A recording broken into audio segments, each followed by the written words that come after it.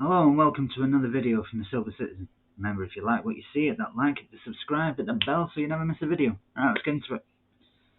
This is about the final group game in the Champions League against Sevilla.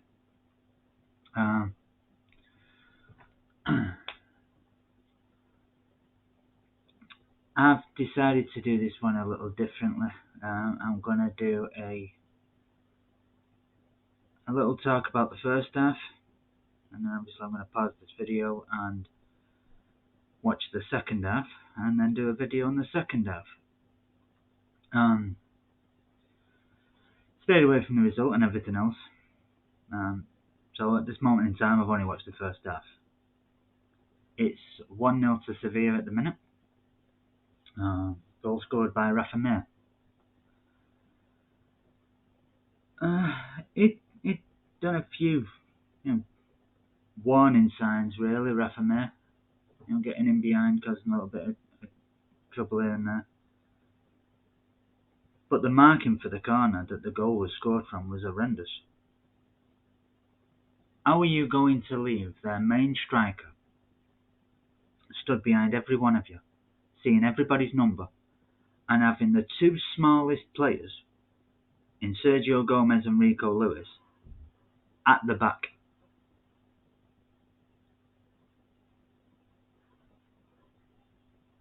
They were the furthest ones back. The two fullbacks for the game, Sergio Gomez, Rico Lewis, two smallest ones in there. He should have been getting picked up by either Diaz or Laporte, and he wasn't. Poor defending from the corner. Good header. Not the goalie's fault, but needs to be better marking. As for the game overall, Mahrez didn't really do much. If I'm honest, I thought Grealish had a good game. He got the ball, he took on his man, and played a few good passes. Latched onto a clearance from the goalie and played a ball into Alvarez. He set up Palmer, and Palmer hit it over the bar. He made a few nice passes with Foden, took on his man. But the problem was, a lot of the time, and the same with Mahrez on the other side, to be honest with you, they'd get the ball, they'd look up, no one's moving. Absolutely nobody's moving in the box. Palmer's stood there, Alvarez is stood there. Foden's making moves, but Foden's making moves to go on the left to whip across in and stuff like that. So, Gomez is on the left. When Grealish has got it and he's cutting it, no movement. So there's nothing for him to aim at. There's nothing. I mean, Gundogan's been playing as an older midfielder, and you can see him telling Gomez where to go and telling Rico Lewis where to go and dictating the play from the back. I don't think this inverted fullback is working today. That Rico Lewis has implemented. Gomez isn't really implementing it. Gomez is, staying out wide, giving Grealish and Foden a option down the left, which I think is why most of our best play comes from the left. Because you got Foden, you got Grealish, you got Gomez. On the right, Rico Lewis is coming inside as an inverted fullback. You've got Mahrez not really doing anything. Palmer not really doing anything. Not a lot of movement from him. I wouldn't substitute Mahrez, I'll be honest with you. I think the last few times he's played poorly, he's been substituted. And I think you probably get him to play through it. Get him to play through his poor form. Because taking him off every time probably is denting his confidence a little bit every time he gets substituted. If he makes a mistake or he's not having a very good game and he gets substituted. And other players that are having not that great of a game are staying on because they've always got that moment of brilliance within them. So I think I might be denting his confidence a little bit. So probably leave him on. Palmer, I wouldn't take him off. He's a young lad. He's going to, go up and down. I think you need to release Gundogan and bring on Rodri. I won't bring on Rodri for Gundogan. I'd release Gundogan and move him further forward. So I'd bring on Rodri for either Grealish or Foden, if I'm honest.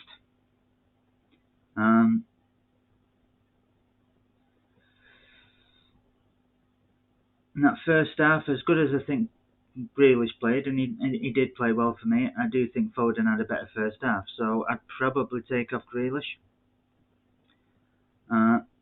and get Rodri to dictate the back. Rico Lewis and Gomez, and tell them where to go. And I'd free Gundogan further forward to coach Cole Palmer. Because Cole Palmer's just stood around, walking about, not doing much. Probably have Gundogan, like he was doing with Rico Lewis, you get there, and then turn around to Gomez and telling him to push forward. He needs to be doing that with Cole Palmer. In-game management type of thing. And tell him where to go. I don't think the inverted fullback's working, like I said, why we're having most of our success down the left. So I'd have Rico Lewis doing the same as Sergio Gomez, but down the right. Overlapping Mahrez, giving him an option. Because at the minute he's inverted, Cole Palmer's staying inside, he's easy to defend against. If you've got Mahrez and you've got Rico Lewis bombing around the back, it's giving the defender a question.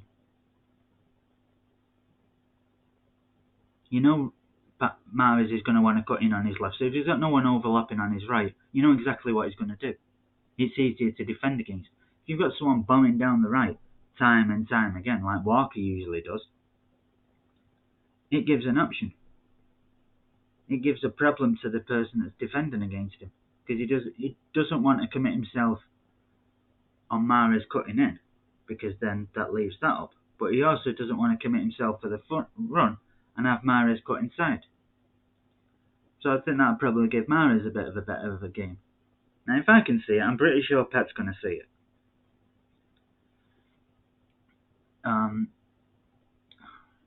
We've had a couple of chances, but I expect better in this second half coming up. Like I said, I'd bring Rodri on, probably for Grealish. As good of a game as I think he had, I'd bring on Rodri. I'd get rid of this inverted fullback thing and let Rico Lewis play the way he has been doing for the EDS and like he did do for the under-18s last year. And like he has done a couple of times, he's come off the bench and go down the right. Get rid of the inverted fullback.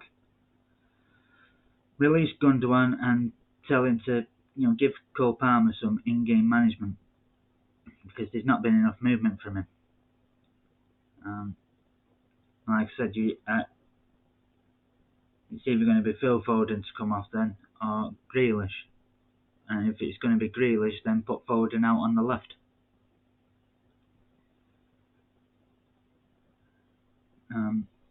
But anyway, that's my take on the first half. And now listen to what Owen Hargreaves and Julian Lescott have got to say about the first half, and then watch the second half. So this will be instantaneous. I'll go straight into the second half, but at the minute I'm going to pause it. So see you soon. Welcome back. The match is finished, as everybody knows. It happened 3-1 to City. And just as I suspected, half time, Rodri comes on. Grealish went off. But there was a bit more tactical changes than that. Rodri was obviously the older midfielder.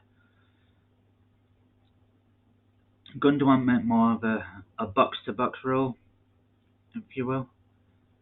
But then the width was created by the fullbacks, Lewis and Gomez. Mahrez and Foden dropped in to be the number 10s, and Palmer got given a free role, really in behind Alvarez, drifting all over the place. And he played better for it. He was better for it. And as I suspected at the end of the first half, as soon as Rico Lewis was on the right and giving width, defenders were backing off Mahrez. So he was more effective. Foden pretty much had the same role as he had in the first half, number 10, along with Mahrez, who had come in as well as go out. But the whiff was provided by the fullbacks. And because of the free role, Palmer was more effective, played better.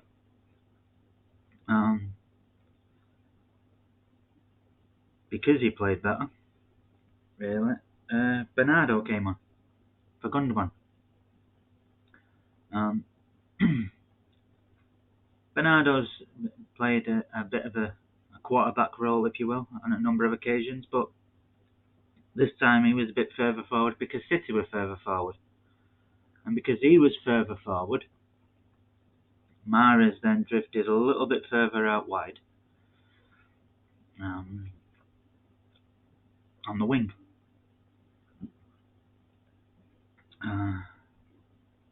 And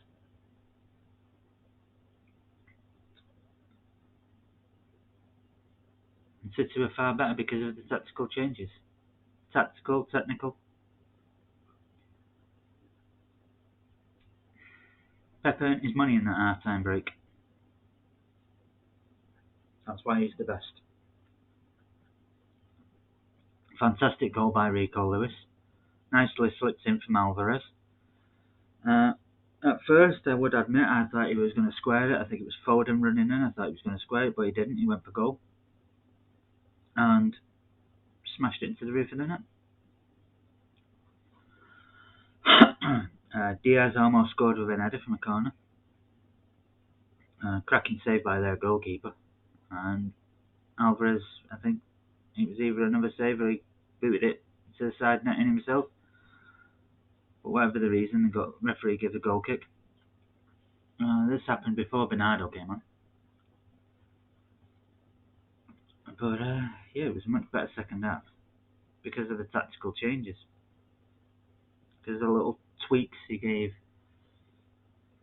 As well as obviously the substitute putting Rodri there and freeing Gundogan to go a bit further forward and giving us going forward what Palmer wasn't doing in the first half.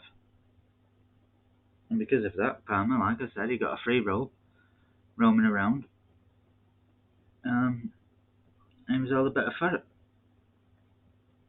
The second goal was all about Kevin De Bruyne. That pass, pretty much probably the only person in the stadium that could have made it. Fantastic. Bent right around the defender. Alvarez, when he took the extra touch, I thought he might have took it a little bit wide, but cracking finish. And then it was the closing down, the buzzing around that Sergio said he had of Carlos Tevez. Alvarez that created the third, won the ball, slipped in Mahrez, and Mahrez buried it. It was a much better second half from City. Much better. The passing was crisper. It was quicker. There was more movement up front. And when people had the ball, people were moving. There was more urgency. It was just an all-round better performance. As much for the three substitutes of De Bruyne, Bernardo Silva and Radler.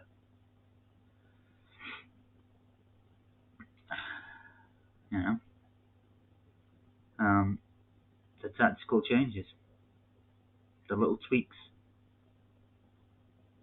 stuff that I seen that obviously we all know Pep would have seen, and the stuff that Pep seen that I didn't notice.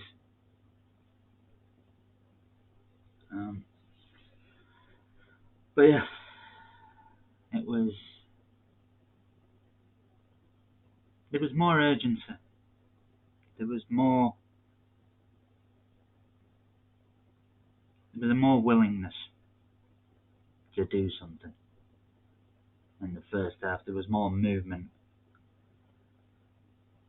The closing down and the pressing was better. The overall performance was better. The movement was better. City as a whole were better. We scored 3 goals in the second half. We could have scored 4 or 5.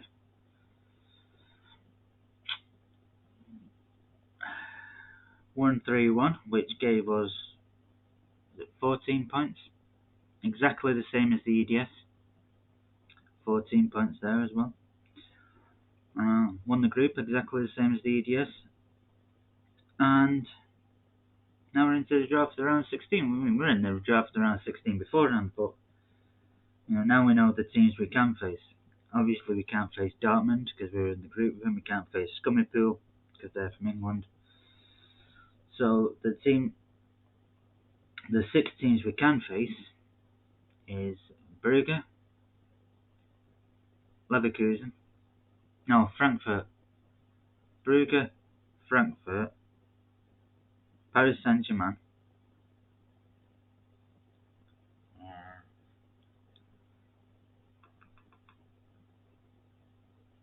can't think off the top of my head. 1 second.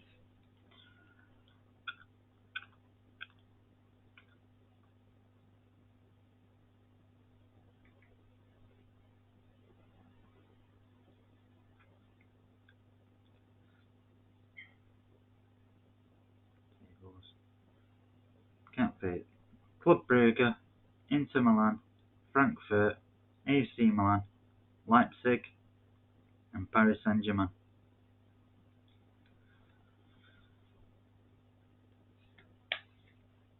It doesn't really matter who we get, to be honest with you.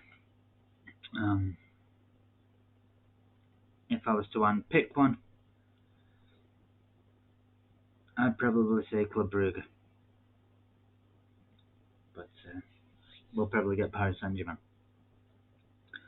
Anyway, until Sunday it'll be, when I give my review of the Fulham match. Adios, amigos.